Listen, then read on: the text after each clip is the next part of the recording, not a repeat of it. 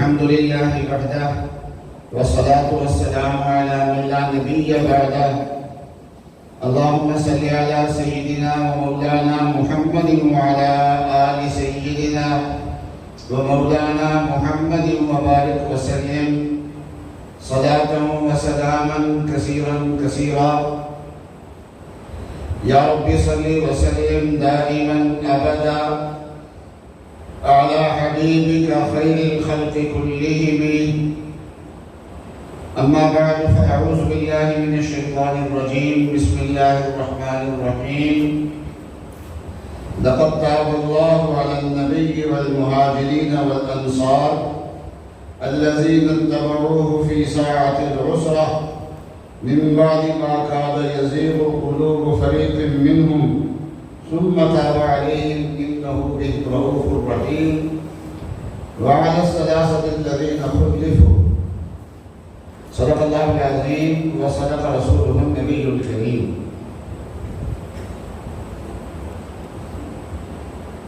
دنیا کے اندر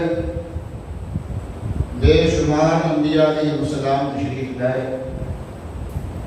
صحیح تعداد اللہ تعالیٰ کو ہی معلوم ہے،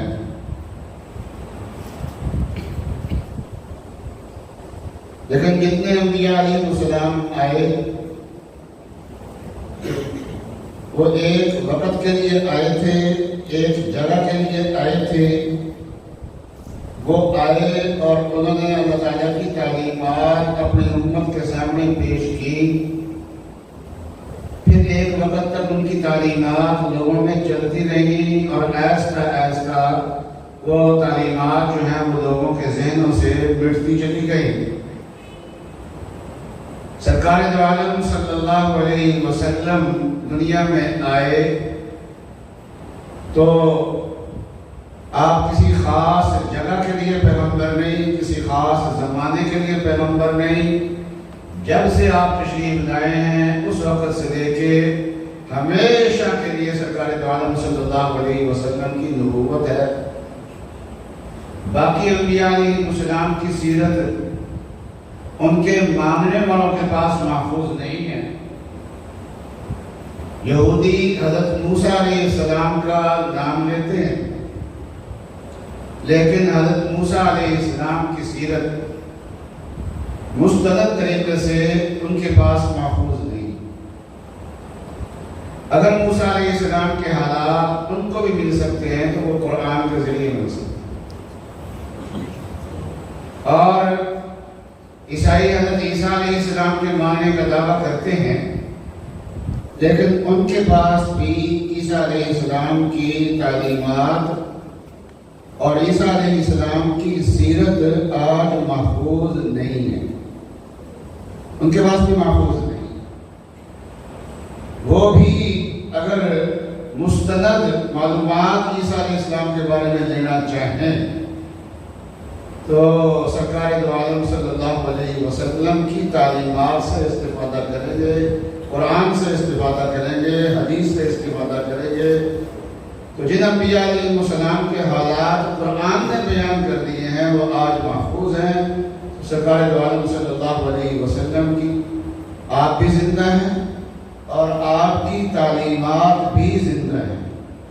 اس قسم کے جو ہم مجالس منعقد کرتے ہیں، ان مجالس میں رسول اللہ صلی اللہ علیہ وسلم کے سیرت کے کسی ایک پہلو کے ہزاروں حصے کا بھی تذکرہ کر لیں تو ہماری بہت بڑی کامیابی ہے. حضرت صلی اللہ علیہ وسلم کے جو اسماء گرامی ہیں، کچھ قرآن پاک آپ دیکھتے ہیں ہمیں چھپے ہوئے تو پہلے 2 صفوں میں اللہ کے نام لکھے ہوتے ہیں اور آخری 2 صفوں پہ رسول اللہ صلی اللہ علیہ وسلم کے اسماء گرامی ہوتے ہیں. حضرت صلی اللہ علیہ وسلم کے اسماء گرامی اتنے نہیں ہیں، اس سے زیادہ ہے. یعنی وہاں جتنے آ سکتے ہیں اتنے لکھ دیتے ہیں. حضرت صلی اللہ علیہ وسلم کہ جو اسماء گرامی قرآن پاک کے آخر میں آپ لکھا ہوئے دیکھتے ہیں، ان اسماء میں سے ایک آپ کا نام ہے نبی التوبہ، توبہ والے نبی. اسلام سے یہ معلوم ہوتا ہے کہ توبہ یہ رسول اللہ صلی اللہ علیہ وسلم کا خاص موضوع ہے، لیکن اگر ہم دیکھتے ہیں تو جب سے انسانیت شروع ہوئی ہے توبہ کا سلسلہ اسی وقت سے شروع ہو گیا۔ آدم علیہ السلام کی توبہ کا تذکرہ قرآن پاک میں موجود ہے، اور نبی اکرم صلی اللہ علیہ وسلم نے خصوصیت سے اس کا تذکرہ کیا کہ جمعہ کے دن کے بارے میں فرمایا، اس کی خصوصیات بیان فرمایا کہ اسی دن آدم علیہ السلام پیدا ہوئے، اسی دن جنت میں داخل کیے گئے ہیں، اسی دن وہ جنت سے زمین پہ بھیجے گئے، اسی دن آدم علیہ السلام کی توبہ قبول ہوئی ہے، اسی دن ان کا انتقال ہوا ہے۔ تو آدم علیہ السلام کی توبہ کا تذکرہ رسول اللہ صلی اللہ علیہ وسلم نے خود کیا۔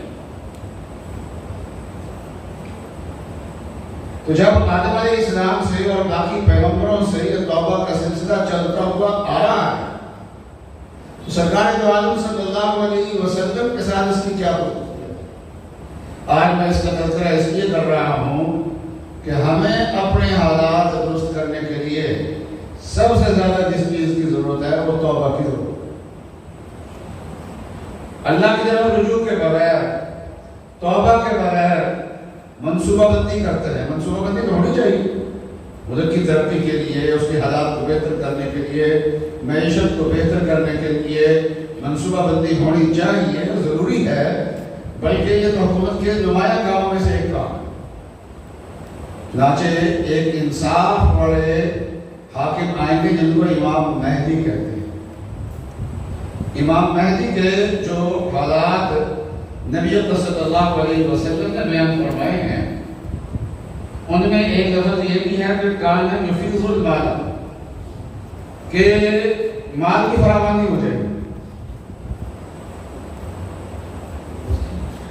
کان یفیض المال، مال کی فراوانی ہو جائے گی۔ ان کے زمانے میں مال زیادہ ہوا ہے، اور حتیٰ کہ اتنا مال ہوا کہ کوئی زکوٰۃ وصول کرنے والا کوئی باقی نہیں رہے گا۔ یہ حکومتوں کے کام ہوتے ہیں، معیشت کو بہتر کرنا، یہ سب کچھ کام کرنا، لیکن کتنی بھی منصوبہ بندی کر لیں اللہ راضی ہوگا تو منصوبے چلیں گے، ورنہ وہ منصوبے الٹے پڑ جاتے ہیں۔ آپ دیکھ لیجیے کہ پاک چائنا کے ساتھ تعاون کے ساتھ ایک سی پیک کا منصوبہ بنایا گیا، اور وہ اسباب کے درجے میں کہا جاتا تھا کہ ایسا ہے کہ گیم چینجر، اور یہ ہمارے حالات کو بدل کے رکھ دے گا، بدل کے، اور واقعات وہ منصوبہ بہت بڑا ہے۔ لیکن آپ نے دیکھا کہ یہ وہ مصیبت، وہ منصوبہ ہی ہمارے لیے مشکلات کا ذریعہ بن گیا۔ اللہ راضی ہیں تو یہ منصوبے بھی کامیاب ہیں، اللہ راضی نہیں ہے تو منصوبے جو ہیں وہ اس کو الٹ پڑ جاتے ہیں، اس کے اثرات الٹ ہو جاتے ہیں۔ امریکہ ناراض، سعودی عرب ناراض، یو اے ای ناراض، مسلم ممالک ناراض، اور ایسے لوگوں کو مسلط کرو کہ وہ اس منصوبے کو جو ہے وہ میڈیاویٹ کرتے ہیں، خراب کرتے ہیں، سلو کرتے ہیں، کچھ کرتے ہیں۔ تو اصل میں منصوبہ بندی اپنی جگہ ضروری، اور اللہ تعالیٰ کو راضی کرنا اپنی جگہ۔ توبہ جو ہے یہ اللہ کو راضی کرنے کا نام توبہ ہوتا ہے، اور تمام انبیاء علیہ السلام کی تعلیمات میں توبہ تھی، لیکن توبہ کی حقیقت جتنی نبی اکرم صلی اللہ علیہ وسلم نے کھولی ہے اتنی کسی اور پیغمبر نے نہیں کھولی جتنی آپ صلی اللہ علیہ وسلم۔ اس لیے یہ کہہ سکتے ہیں کہ توبہ ایسا مضمون ہے جو نبی اکرم صلی اللہ علیہ وسلم کے ساتھ خاص ہے، یعنی جو تشریحات آپ نے کی ہیں وہ ان تشریحات کے ساتھ یہ نبی اکرم صلی اللہ علیہ وسلم کے ساتھ خاص ہے۔ اس وقت جو میں نے آیتیں پڑھی ہیں اس میں ایک واقعہ آپ کو سنا دیتا ہوں، اس میں جو توبہ کا سلسلہ ہے اس کے اندر اس میں ان آیات میں بیان کیا گیا ہے۔ سن 10 ہجری تھی کہ رسول اللہ صلی اللہ علیہ وسلم کو یہ اطلاع ملی کہ روم کے بادشاہ کو کسی نے بتایا کہ محمد صلی اللہ علیہ وسلم کا انتقال ہو گیا ہے، اور عرب میں کہا تھا اس وقت اگر آپ حملہ کر دیں مکے اور مدینے میں تو آپ اپنے حملے میں کامیاب ہو جائیں۔ چنانچہ اس نے اس کی تیاری کی اور 6 مہینے یا سال کی تنخواہیں بھی پیشگی اپنے سپاہیوں کو دے دی کچھ کرنے کے لیے، اور یہ باقاعدہ فوج تھی اور لاکھوں کی تعداد میں تھی۔ نبی اکرم صلی اللہ علیہ وسلم کو جب علم ہوا، آپ نے فرمایا کہ جائے کہ وہ لوگ یہاں حملہ آور ہوں، ان کے یہاں پہنچنے سے پہلے ہم خود جا کر ان پہ حملہ کرتے ہیں۔ یہ حضرت صلی اللہ علیہ وسلم نے فیصلہ فرما دیا، اور اس سے پہلے حضرت صلی اللہ علیہ وسلم کا یہ معمول ہوتا تھا کہ اگر مشرق کی جانب کہیں جانا ہے کسی مہم پہ تو بات چیت مغرب کی چلاتے تھے تاکہ لوگوں کا ذہن ادھر ہو جائے اور جاسوسی نہ ہو ہماری، اور جو ہمارا پروگرام ہے ہم اس پروگرام میں چل جائیں۔ لیکن یہ آپ صلی اللہ علیہ وسلم نے ملک شام جانا تھا، 1 مہینے کی مسافت تھی، گرمی کا موسم تھا، اور اب عرب میں جن لوگوں نے سفر کیا ہے آپ کو جانتے ہیں، ہم تو جب یہاں سفر کرتے ہیں نا تو سڑک کے دونوں جہاں درخت ہوتے ہیں، تو وہاں خشک پہاڑی ہوتے ہیں، اس کے علاوہ کچھ نہیں ہوتا، اور صبح کو جب سورج نکلتا ہے اس وقت سے لے کے سورج غروب ہونے تک پھر کسی درخت کا سایہ راستے میں نہیں ملتا مسافر، خیمہ لگانے تو سایہ ہو جائے گا ورنہ سایہ کوئی نہیں۔ گرمی کی شدت اور عرب کی گرمی آپ جانتے ہیں کہ رات کے وقت بھی مدینہ منورہ میں جو ہوا چل رہی ہوتی ہے گرم ہوا، جیسے ہمارے ہاں دوپہر کو لو ہوتی ہے نا، رات کی ہوا بھی اسی لو کی طرح ہوتی ہے۔ اور پھر کھجوریں پکڑنے کا وقت آیا ہوا تھا، اور مدینے کی معیشت کا انحصار کھجوروں پہ تھا۔ اگر یہ سفر پہ جاتے ہیں تو پیچھے یہ فصل ساری ضائع ہو جائے، یہ صورتحال بھی تھی، سفر لمبا بھی بہت تھا۔ تو رسول اللہ صلی اللہ علیہ وسلم نے اس کی تیاری فرمائی، اور پہلا موقع تھا، صحابہ کہتے ہیں کہ حضرت نے واضح طور پہ بتایا کہ فلاں جگہ سے کیسا ہو گیا، اس لیے اشتباہ میں نہیں، اور اس سے پہلے تمام صحابہ کو نکلنے کا حکم نہیں دیا تھا۔ یہ پہلا موقع تھا اور آخری موقع تھا آپ کے جہادوں میں کہ جس میں سارے مسلمان جن کو کوئی عذر نہ ہو ان سب کے لیے نکلنے کا حکم تھا کہ نکلنا ہے۔ وہاں اور پھر 2 امتحان تھے، ایک تو یہ ہے کہ یہ سفر ہی بہت بڑا امتحان تھا، پھر اپنے باہر کو ایسے چھوڑ کے چلے جانا یہ بھی بہت بڑا امتحان تھا، اور پھر جن سے لڑنے کے لیے جانا ہے وہ باقاعدہ فوج ہے، منظم فوج ہے، اور عرب میں منظم فوج کا رواج ہی نہیں ہوتا، قبائلی زندگی ہوتی تھی، ہر آدمی جو ہے وہ اسلحہ چلانا سیکھتا تھا، گھوڑ سواری سیکھتا تھا اور لڑائی سیکھتا تھا اپنے اپنے طور پہ۔ ایک قبائلی زندگی کا جیسے اصول ہوتا ہے۔ تو منافقین یہ سمجھتے تھے کہ یہ جس سفر پہ جا رہے ہیں نا رسول اللہ صلی اللہ علیہ وسلم، اب یہ جو جائیں گے وہ واپس نہیں آئیں گے، سب ختم ہو جائیں گے، اسباب کی صورتحال ایسی۔ جاتے ہوئے راستے میں ہلاکتیں ہونے گی، وہاں دشمن جس سے مقابلہ کرنے کے لیے جا رہے ہیں وہ ایک منظم فوج ہے، پھر تعداد بھی ان کی زیادہ ہے، تو اس لیے واپس آنے کے کوئی امکانات وہ سمجھتے تھے کہ اب نہیں ہوں گے۔ صحابہ کرام کو تیار ہو گئے، اور کئی صحابہ تیار تھے لیکن ان کے پاس سواری نہیں تھی، اور یہ سفر ایسا تھا کہ کم از کم سواری ہونی چاہیے۔ اس میں حضرت نے چندے کیے پھر بھی حضرت ابوبکر صدیق سارا سامان اٹھا کے لے آ کر جو کچھ تھا، حضرت عمر کہنے لگے کہ ہر موقع پہ ابوبکر آگے بڑھ جاتے، لیکن آج میرے پاس وافر مال ہے، آج میں حضرت ابوبکر سے آگے زیادہ پیش کروں گا، چندہ پیش کروں گا۔ تو جب دونوں لے کے آئے تو مالیت کے اعتبار سے، حجم کے اعتبار سے حضرت عمر کا مال زیادہ تھا، لیکن آپ صلی اللہ علیہ وسلم نے سوال کیا حضرت ابوبکر صدیق سے کہ پیچھے کیا چھوڑ کے آئے؟ یہ نہیں پوچھا پیچھے لے کے کیا ہے، فرمایا اللہ اور اللہ کے رسول کا نام چھوڑ کے آیا، باقی کچھ نہیں، اللہ اللہ کے رسول کا نام۔ حضرت عمر سے پوچھا کہ آپ پیچھے کیا چھوڑ کے آئے؟ یا رسول اللہ آدھا مال دے رہے ہیں، آدھا چھوڑا ہے۔ حضرت عمر فرماتے ہیں کہ آج میں ابو بکر سے آگے بڑھ سکتا تھا، لیکن آج بھی نہیں بڑھا، پتہ چلا کہ ابو بکر کا مقابلہ کرنا عمر کے بس کی بات بھی نہیں ہے۔ حضرت عثمان رضی اللہ تعالیٰ عنہ پہلے 100 اونٹوں کا اعلان کیا،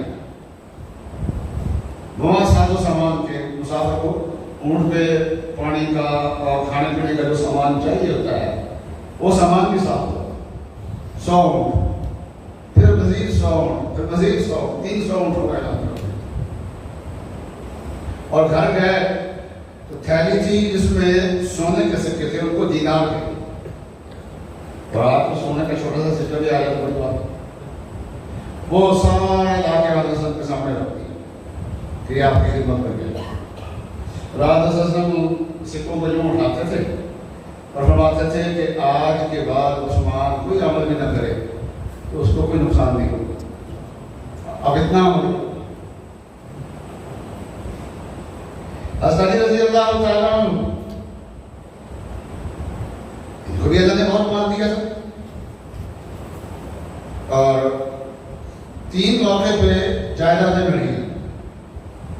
ایک تو بنو نذیر یہودیوں کا قبیلہ تھا، ان کو نکالا گیا، وہ پیچھے پراپرٹی چھوڑ کے گئے تھے، مکانات، قلعہ، باغات، تو وہ مہاجرین میں تقسیم کیا گیا۔ اور حضرت علی رضی اللہ تعالیٰ عنہ کے 2 حصے ہوتے تھے، ایک جیسے باقی مسلمانوں کو ملنا حصہ وہ ہے، اور ایک آدھا کے قریبی رشتہ دار ہیں تو خمس میں سے بھی 5 کچھ حصہ ملتا ہے، وہی ملتا ہے، ادھر نے بہت دیا تھا۔ پھر اس کے بعد بنو قریظہ کے اموال میں، پھر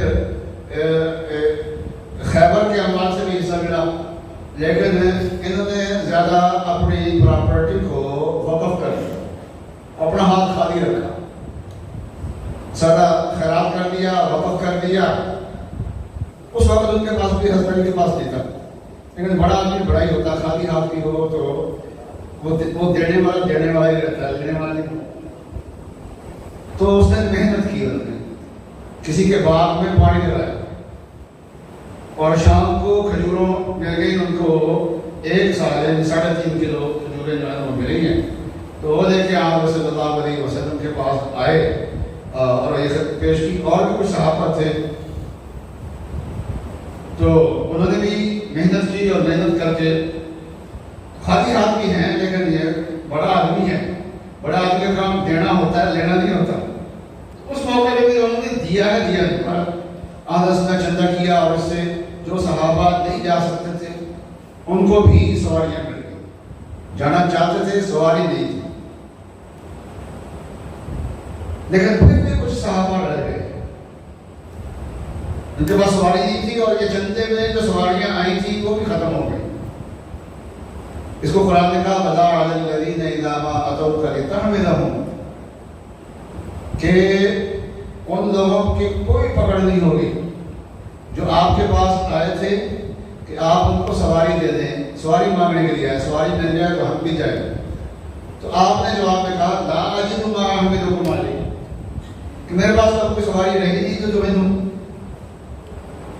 تو اللہ فرماتے ہیں کہ وہ آپ کے پاس سے واپس جا رہے تھے، آنکھوں سے آنسو جاری تھے کہ رسول اللہ صلی اللہ علیہ وسلم تو جا رہے ہیں اور ہم رہ گئے پیچھے، وہ جا رہے تھے۔ لیکن منافقین جو ہے نا وہ جان چھڑانے کی کوشش کر رہے تھے۔ کچھ منافقین نے تو جانے سے پہلے ہی چھٹی بہانے کر کے چھٹی مانگ لی، اور حضرت صلی اللہ علیہ وسلم کو چھٹی دے بھی تھی۔ اس پر لگے ہمیں آفت مان کر اللہ تعالیٰ آپ کو معاف کرے، آپ نے ان کو کیوں چھٹی دی؟ یہ تو جھوٹے باتیں کرتے ہیں۔ اور کچھ لوگ پہلے نہیں چھٹی دی انہوں نے، لیکن رہ گئے مدینے میں۔ اور پھر جب حضرت صلی اللہ علیہ وسلم واپس آئے ہیں اس غزوے سے، غزوہ تبوک اس کو کہا جاتا ہے، تو جب حضرت صلی اللہ علیہ وسلم تبوک تک پہنچے ہیں، یہ ملک شام یہاں سے شروع ہوتا تھا، وہاں حضرت صلی اللہ علیہ وسلم پہنچے ہیں، تقریباً 20 دن یا اس سے کچھ زیادہ دن قیام رہا ہے۔ لیکن دشمن پہ ایسا روک پڑا کہ وہ اپنی فوج لے کے نکلے نہیں. اور رسول اللہ صلی اللہ علیہ وسلم کئی 100 کلومیٹر تک رسول اللہ صلی اللہ علیہ وسلم نے لوگ جو وہاں چھوٹے چھوٹے حکومتیں تھیں یا قبائل تھے ان سے معاہدے کیے اور اسے ایک وسیع علاقے میں اپنا اثر و رسوخ کر رسول اللہ علیہ وسلم نے. کیونکہ یہ کہ ایک طرح کے وہ علاقہ کا بڑا حصہ جو ہے نا شام کا وہ رسول اللہ علیہ وسلم کے زیر اثر آ گیا تھا اس وقت. پھر حضرت صلی اللہ علیہ وسلم واپس آئے. اچھا اس غزوے میں حضرت علی کو حضرت نے پیچھے چھوڑ دیا کہ آپ پیچھے رہے. یہ پھر بھاگ کے پیچھے حضرت جا کے ملے کہ یا رسول اللہ مجھے آپ پیچھے چھوڑ کے جا رہے. حضرت نے فرمایا کیا تم پسند نہیں کہ آپ کا میرے پیچھے وہی مقام ہو جو موسیٰ علیہ السلام کوہ طور پہ گئے تھے تو پیچھے ہارون علیہ السلام کو چھوڑ کے گئے تھے تو ہارون علیہ السلام کا مقام تھا, آپ کا وہی مقام. یہ فرمایا کہ ہارون علیہ السلام تو نبی تھے, میرے بعد نبی کو نہیں آئے. یہ بھی ساتھ ہوتا ہے میں نے وہ ساتھ بہت واضح کر دیا, اسی بات کو واضح کرتا ہوں. حضرت علی مطمئن ہو کے واپس آ گئے. ایک اہم ترین غزوہ تھا بدر کا, اس میں آپ صلی اللہ علیہ وسلم نے اپنے ایک داماد حضرت عثمان کو پیچھے چھوڑا. یہ ایک اہم ترین غزوہ ہے جس میں دوسرے داماد حضرت علی کو پیچھے چھوڑا, ورنہ حضرت علی اس غزوے کے سوا کسی غزوے میں حضرت صلی اللہ علیہ وسلم سے پیچھے نہیں گئے, ساتھ ہو جائے. اچھا یہ منافقین جو ہیں بہت سارے نہیں گئے, چند ایک منافقین گئے بھی ہیں اور انہوں نے راستے میں حضرت صلی اللہ علیہ وسلم کے خلاف آپ کو نقصان پہنچانے کا, جانی نقصان پہنچانے کی منصوبہ بندی بھی کی. وہ باہر کے قریب لوگ تھے, لیکن یہ کہ وہ اس میں کامیابی نہیں, اللہ تعالیٰ کی حفاظت کرنے والے ہیں. تو 3 مخلص صحابی تھے جو باوجود قدرت کے اور عذر نہ ہونے کے نہیں جا سکے. ان 3 میں سے 2 نے تو اپنے حالات بیان نہیں کیے, لیکن ایک صحابی نے اپنے حالات بیان کیے ہیں. ان کا نام ہے کعب بن مالک. وہ کہتے ہیں میں اس وجہ سے نہیں گیا کہ میرے پاس سواری بہت اچھی تھی اور میں یہ سوچ رہا تھا کہ کوئی بات نہیں, اتنا بڑا مجمع ہے اور مجمع جب چلتا ہے تو رفتار ایسا ہوتی ہے اور اکیلا آدمی تیز رفتاری سے پہنچ جاتا ہے تو بعد میں تیز رفتار سواری پر بیٹھ کے میں پہنچ جاؤں گا. تو دیکھنے ہوا یہ کہ 2-3 دن ایسے ہی گزر گئے. رات ہوتی تو سوچتا صبح کو نکل جاؤں گا, صبح ہوتی تو شاید کہتے شام کو نکل جاؤں گا. وہ کرتے کرتے اتنی دیر ہو گئی کہ اب کہنے لگے کہ سفر کر کے رسول اللہ صلی اللہ علیہ وسلم کے ساتھ ملنے کی توقع ہی نہیں ہوئی. اور کہتے ہیں کہ میں مدینہ میں چلتا پھرتا تھا, یا تو مخلص مسلمان تھے جو معذور تھے, جو اس جہاد میں جا نہیں سکے, یا منافق تھے, بس یہی نظر آتے تھے مجھے. اور کہنے لگے کہ پھر مجھے اور اس غزوے میں حضرت صلی اللہ علیہ وسلم نے راستے میں سوال بھی کیا کہ کعب بن مالک کا ہے. تو چونکہ وہ کہتے ہیں میں اس موقع پہ کبھی اتنا مالدار نہیں تھا, اس موقع پہ مالدار ہوں. کسی نے کہا کہ یا رسول اللہ ان کے پاس نئے کپڑے آ گئے ہیں, بس انہیں کو دیکھتے رہتے ہیں. تو دوسرے نے کہا کہ بہت بڑی بات کی, وہ مخلص مسلمان ہے, کسی وجہ سے نہیں آ سکا ہوگا. تو حضرت صلی اللہ علیہ وسلم نے دونوں کی بات سن لی اور جواب کسی کا. تو کہنے لگے کہ جب حضرت صلی اللہ علیہ وسلم واپس آنے لگے, کہنے لگے کہ اب میں سوچ میں پڑ گیا کہ حضرت صلی اللہ علیہ وسلم کے سامنے بہانہ کیا کرنا ہے. اگر بہانہ نہ کیا تو سزا ہوگی. کیوں نہیں کہتے بہانہ میں نے کیا کرنا ہے. تو کہنے لگے کہ اللہ تعالیٰ نے مجھے پیسے و مباحثے والا مزاج ویسے ہی دیا تھا, مناظرے کا, پیسے مباحثے کا. بات بنانا تو میرے لیے مسئلہ کوئی نہیں تھا. پھر بعد ساتھ اپنے قصدوں سے بھی میں نے مدد دی. تو میں نے بہترین بہانے تراش لیے کہ حضرت صاحب کے سامنے یہ بہانہ ہے. تو رسول اللہ صلی اللہ علیہ وسلم جب واپس پہنچے ہیں, آپ کا معمول یہ ہوتا تھا کہ آتے ہی مسجد میں جاتے تھے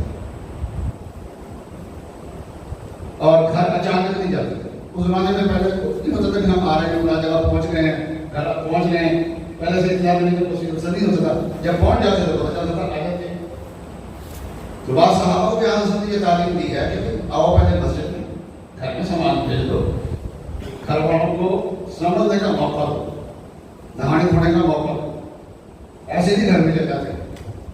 تو حضرت بھی مسجد میں تشریف لائے، بیٹھے تو کہنے لگے کہ وہ منافقین آ رہے تھے جنہوں نے پہلے چھٹی نہیں دی تھی لیکن پیچھے رہ گئے تھے، وہ آ کے آپ کے سامنے کوئی عذر کرتا جی میرے فلاں بیمار تھا اس وجہ سے نہیں آتا، کوئی دادی کو بیمار کرتا، کوئی نانی کو بیمار کرتا، کوئی کہتا جی میرا گھر گرا ہوا تھا، کچھ تو آج صلی اللہ علیہ وسلم ان کی بات سنتے اور ان کو نظر انداز کر دیتے تھے، بس کچھ نہیں کہتے تھے اور وہ خوش ہو کے چلے جاتے کہ ہم نے دیکھو جھوٹ بول کے گزارا کر لیا، ہم نے جھوٹ بولا اور گزارا کر لیا ہم نے۔ تو کعب بن مالک کہنے لگے کہ میں بھی آقا وسلم کے سامنے جا کے بیٹھا تو تھا سوچ سمجھ کے کہ آپ کے سامنے فلاں بہانہ کر دوں گا ایسے، لیکن جب آپ کے سامنے بیٹھا تو کہنے لگا میرا دماغ گھوم گیا اور میں نے عرض کیا کہ یا رسول اللہ دنیا کے کسی اور بادشاہ کے آگے میں بیٹھا ہوتا نا تو میں ان کو اچھے طریقے سے مطمئن کرتا، ایسا بہانہ بناتا کہ مطمئن ہو جاتا اور میں آپ کو بھی کر سکتا ہوں مطمئن، آپ کو بھی میں مطمئن کر سکتا ہوں، لیکن بات یہ ہے کہ آپ پہ تو وہی نازل ہوتی ہے، آپ پہ تو وہی نازل ہوتی ہے اور میں جھوٹ بولوں گا اللہ نے میرے پور کھول دے، اس لیے میں کوئی بھی بہانہ نہیں بناتا اور میں یہی کہتا ہوں کہ رسول اللہ کوئی عذر نہیں تھا اور بلا وجہ میں پیچھے رہا ہوں، میری معذرت کو قبول کر لیجیے۔ تو فرمانے لگے کہ رسول اللہ صلی اللہ علیہ وسلم نے جو جملہ ارشاد فرمایا اس سے پہلے منافقین آ چکے تھے اور ان کا عذر سن کے آپ نے ان کو نظر انداز کر دیا تھا، ان کو کوئی گرفت نہیں کی اور جو عذر بیان کرتا کہ آپ ہاں ٹھیک ہے۔ تو انہوں نے جب یہ بات کہی تو حضرت نے فرمایا اما ھذا فقد صدق، بہرحال اس نے تو سچ بولا ہے، یہ جو حضرت نے بہرحال اس نے سچ بولا ہے، تو ایک تمانچہ تھا جو پہلے آئے تھے نا وہ جھوٹ بول رہے تھے، حضرت نے اس کا اظہار کر دیا، آپ نے فرمایا کہ بھائی آپ کا معاملہ اللہ کے حوالے، اللہ کے جب توبہ قبول کر لیں، جب تک اللہ توبہ قبول نہیں کرتے کوئی مسلمان آپ سے بات نہیں کرے گا، سب بھائی کا کہنے لگے کہ میں یہاں سے اٹھا تو میرے کزنوں نے اور دوسرے لوگوں نے کہا کہ ساری زندگی نیکیاں کی تھی نا، اس موقع کا بہانہ بنا دیتے پھر توبہ کر لیتے اور رسول اللہ صلی اللہ علیہ وسلم سے درخواست کرتے توبہ کرنے کے، آپ وسلم آپ کے لیے توبہ کرتے، گناہ معاف ہو جانا تھا۔ کہنے لگے کہ اتنا انہوں نے مجھے لوگوں نے کہا کہ میں سوچنے لگا اب جا کے کوئی عذر پیش کر دیتا ہوں، لیکن میں نے کہا کہ مجھے یہ بتاؤ کہ میری طرح کسی اور نے بھی سچ بولنا ہے؟ تو کہنے کہ ہاں یہ دو شخص اور ہیں، مرارہ ابن ربیع اور ایک اور کا نام لیا کہ یہ جو حضرات جو ہیں انہوں نے بھی سچ بولا ہے اور یہ بدری صحابی تھے دونوں۔ تو کہنے کہ کوئی بات نہیں، میری طرح دو اور تو ہے نا، میں اکیلا نہیں۔ اور کہنے لگے کہ مدینہ کی زمین میرے اوپر تنگ آ گئی تھی اور قرآن پاک نے جو نقشہ کھینچا ہے بالکل یہی حال تھا، حتیٰ اذا ضاقت علیہم الارض بما رحبت، زمین پوری ہونے کے باوجود ان تین آدمیوں پہ زمین تنگ آ گئی تھی، ان کو تنگی محسوس ہو رہی تھی، دنیا تنگ محسوس ہو رہی تھی۔ وہ کہتے ہیں کہ سب سے زیادہ مجھے یہ فکر تھی کہ اسی بائیکاٹ کی حالت میں اگر میں مر گیا تو رسول اللہ صلی اللہ علیہ وسلم جنازہ نہیں پڑے، اور اگر خدا نہ کرے آپ صلی اللہ علیہ وسلم دنیا سے چلے گئے تو مرتے جب تک یہ بائیکاٹ ختم نہیں ہونا، نہ کوئی وحی آنی ہے نہ بائیکاٹ ختم ہونا ہے۔ اس لیے اب یہ بھی بڑا فکر تھا۔ تو کہنے لگے انہی حالات، میرے دو ساتھی تو گھر میں بیٹھے تھے وہ روتے ہی رہتے تھے اور کہنے لگے کہ میں مسجد میں باقاعدہ تھا، نمازوں میں شریک ہوں۔ تو آدمی بڑی مصیبت آ جائے نا تو ایک جگہ بیٹھے نہیں رونے کے لیے، بلکہ نکلے گھر سے باہر آئے جائے مسجد میں جائے۔ کہنے لگے میں مسجد میں جاتا تھا اور آج سے مجلس میں بھی بیٹھتا تھا، اور کہتا ہے کہ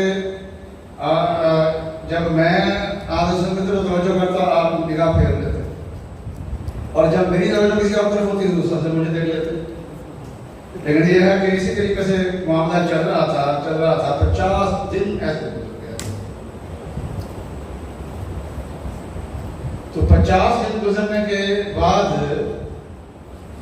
رات کے وقت یہ آیات نازل ہوئی کہ جن آیات میں یہ بتایا گیا کہ ان 3 آدمیوں کی توبہ قبول کر لی گئی. وَعَلَى الثَّلَاثَةِ الَّذِينَ خُلِّفُوا، جن کا معاملہ اللہ میاں نے مؤخر کر دیا تھا کہ ابھی فی الحال ان کو ایک طرف کر دو، بائی کاٹ کر دو، تو ان کی توبہ قبول ہو گئی. یہ آیات نازل ہو رہی نا. حضرت سلمہ کے گھر میں تھے حضرت صلی اللہ علیہ وسلم. سلمہ کو یہ آیت سنائیں تو فرمایا کہ وہ تو ماں تھی نا، ماں کو تو فکر ہوتا ہے. کہا کہ میں ان کو مبارکباد کا پیغام بھیجوں. رسول نے فرمایا کہ سارا مدینہ ابھی مسجد میں اکٹھا ہو جائے گا، بے آرام ہو جائے گا سارا مدینہ، اس لیے صبح کو سنائیں ابھی نہیں. وہ کہنے لگے کہ ویسے تو میں مسجد میں آتا تھا، نماز پڑھتا تھا. اس دن میں مسجد میں نہیں آیا، گھر میں ذرا فاصلے پہ تھا، تو گھر میں نماز پڑھی تھی چھت پہ. میں اپنی چھت پہ نماز پڑھ کے بیٹھا ہوا تھا تو رسول اللہ صلی اللہ علیہ وسلم نے مسجد میں یہ آیات لوگوں کو پڑھ کے سنائی، توبہ کا اعلان کیا. تو کہنے لگے کہ میرے دوست احباب میری طرف دوڑے، لیکن گھر دور تھا، ان کو ذرا دیر لگی. ایک آدمی قریب کسی اونچی جگہ پہ کھڑے ہو کے نا زور سے مجھے آواز دی کہ کعب بن مالک تمہیں مبارک. لمبی بات تو کہہ نہیں سکتے تھے، مختصر بات کی. کہنے میں سمجھ گیا کہ توبہ قبول ہو گئی. میں نے اسی وقت سجدے میں گر گیا، اور جو کپڑے پہنے ہوئے تھے وہ میرے بڑے شاندار تھے. میں نے وہ کپڑے اتارے اور کسی کے ادھار لے کے کپڑے کو پہن لیے، اور وہ میں نے جس نے مجھے سب سے پہلے خوشخبری دی تھی نا اس کو بطور انعام کے میں نے ان کو دے دی. کس نے مجھے خوشخبری دی ہے؟ تو کہنے لگے کہ میں پھر وہاں سے مسجد نبوی پہنچا. اب جو مل رہا ہے وہ مجھے مبارکباد دے رہا ہے. مسیح کا حضرت حسن کے پاس پہنچا تو خوشی سے آپ کا چہرہ بھی کھلا ہوا. اور حضرت صلی اللہ علیہ وسلم نے مبارکباد دی کہ آپ کی توبہ قبول ہو گئی. یہ کہنے لگے کہ یا رسول اللہ آپ اپنے پاس سے مبارکباد دے رہے ہیں یا اللہ کی طرف سے دے رہے ہیں؟ کہنے لگے اللہ کی طرف سے دے رہے ہیں، اللہ کی طرف سے مبارکباد دے رہا ہوں. اچھا، یہ آیات جو نازل ہوئی ہے نا، توبہ کا اعلان کیا اللہ تعالیٰ نے، تو ان آیات کا ترجمہ تھوڑا سا سنیں اور آپ کا ذہن جو میں منتقل کرنا چاہتا ہوں جس طرف کو وہ اسی سے آپ کو سمجھ میں آ جائے گا. اللہ تعالیٰ نے یہ آیت نازل فرمائی لقد تاب اللہ علی النبی، کہ اللہ تعالیٰ نے رحمت فرمائی نبی پہ. ان 3 آدمیوں کا نام بعد میں لیا. اللہ تعالیٰ نے رحمت فرمائی نبی پہ اور مہاجرین پہ جو گئے تھے غزوہ میں، اور انصار پہ جو غزوہ میں گئے تھے، جنہوں نے مشکل وقت میں رسول اللہ صلی اللہ علیہ وسلم کا ساتھ دیا. الذین اتبعوہ فی ساعۃ العسرۃ. اور یہ بیان کرتے تھے اللہ نے فرمایا وَعَلَى الثَّلَاثَةِ الَّذِينَ خُلِّفُوا، کہ جن کا معاملہ مؤخر کر دیا گیا تھا اللہ تعالیٰ نے ان پر بھی رحم فرما دیا، ان کی بھی توبہ قبول کر دی. تو ایک ہی مرتبہ توبہ کا لفظ لائیں. اگر دوسری مرتبہ لے آتے نا جب یہ آواز کے ساتھ دوبارہ، تو لوگ کہتے ہیں پہلے توبہ کا معنی اور ہے، دوسرے توبہ کا معنی اور ہے. یہاں لفظ ایک ہی لائیں. سوال یہ ہے کہ گناہ تو ان 3 کا تھا، توبہ تو ان 3 کی تھی، لیکن ان 3 کی توبہ کا تذکرہ بعد میں کیا ہے اور آغاز کیا ہے نبی صلی اللہ علیہ وسلم سے، اور پھر اس کے بعد تذکرہ کیا مہاجرین کا جو غزوہ میں گئے ہیں، ان کی بہت بڑی قربانی. پھر تذکرہ کیا ان انصار کا جو غزوہ میں تشریف لے گئے.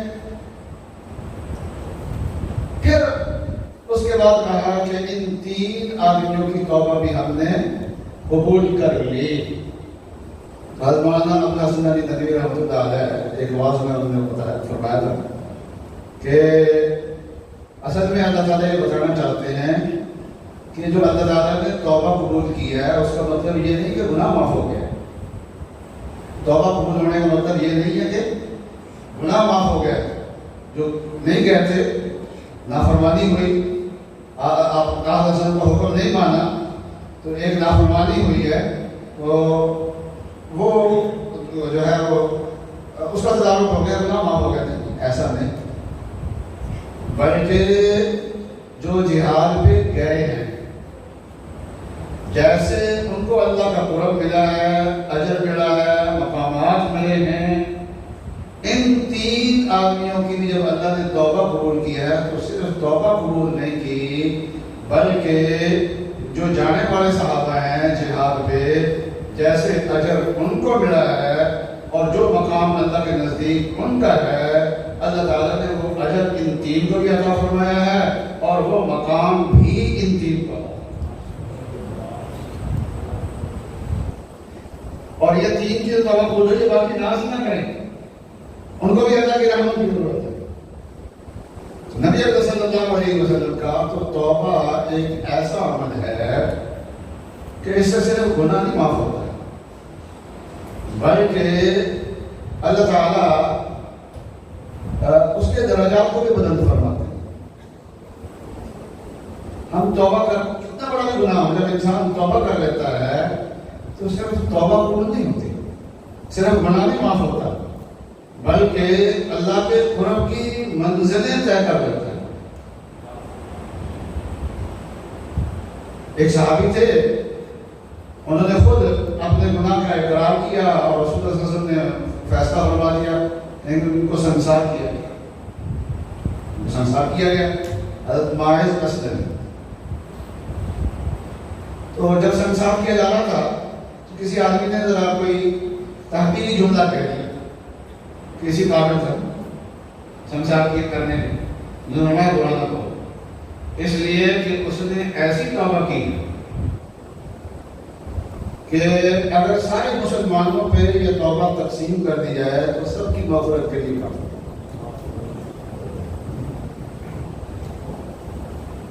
تو توبہ سے صرف گناہ نہیں معاف ہوتے بلکہ انسان آنن فانن اللہ کے قرب کے مقام عالی تک پہنچ جاتا ہے.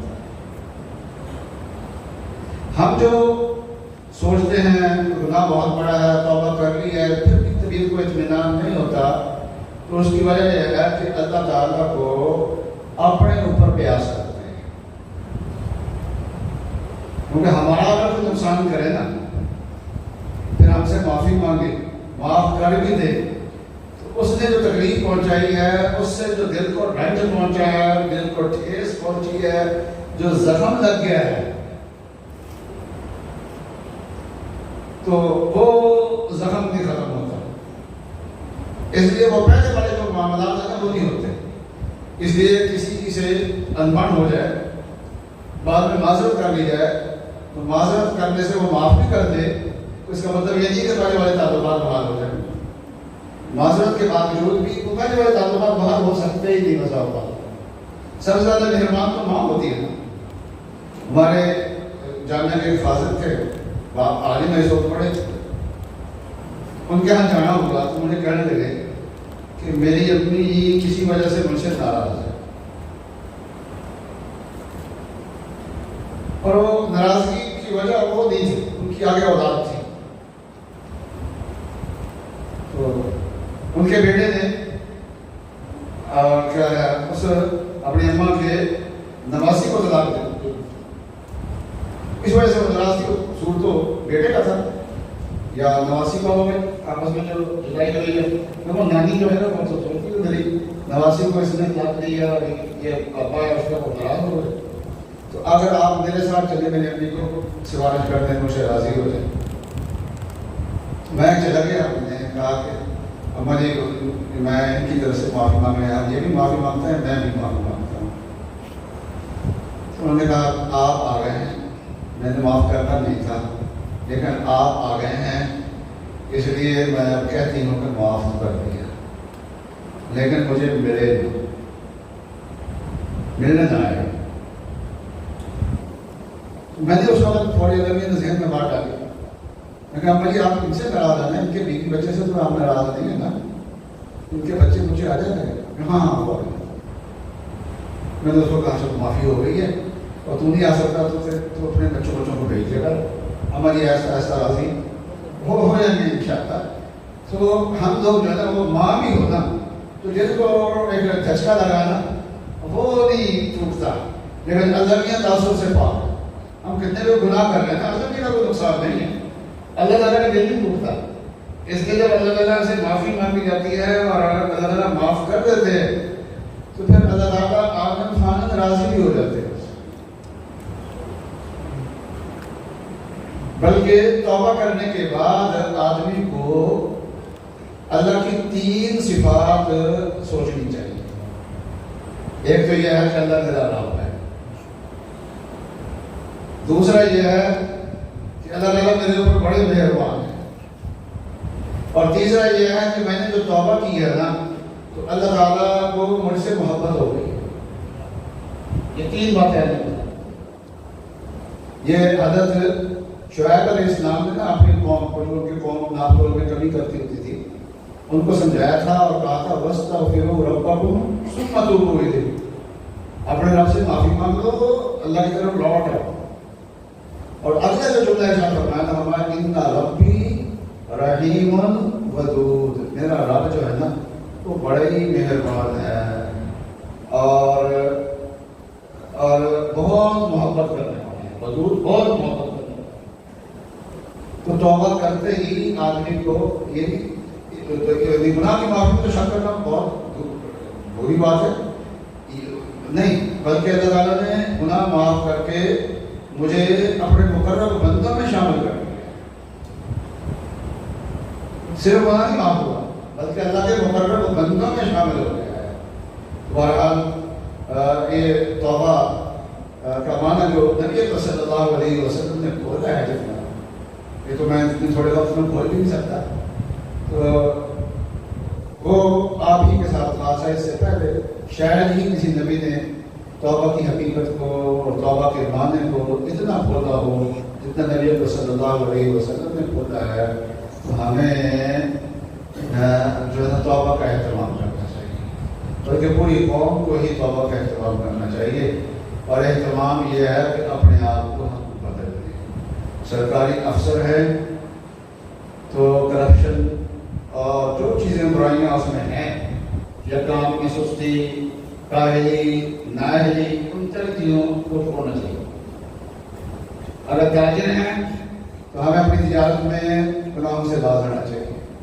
اور اگر ہم کچھ اور کسی کام میں لگے ہوئے ہیں, جس میں بھی لگے ہوئے ہیں, ان میں اپنے آپ کو درست کرنا چاہیے. توبہ اس چیز کا نام ہوتا ہے اپنی اصلاح بھی کرے اور اللہ تعالیٰ سے معافی بھی مانگے. تو یہ مختصر چند باتیں میں نے عرض کی ہیں, اسی میں اپنی بات کو ختم کرتا ہوں. باقی دعوانا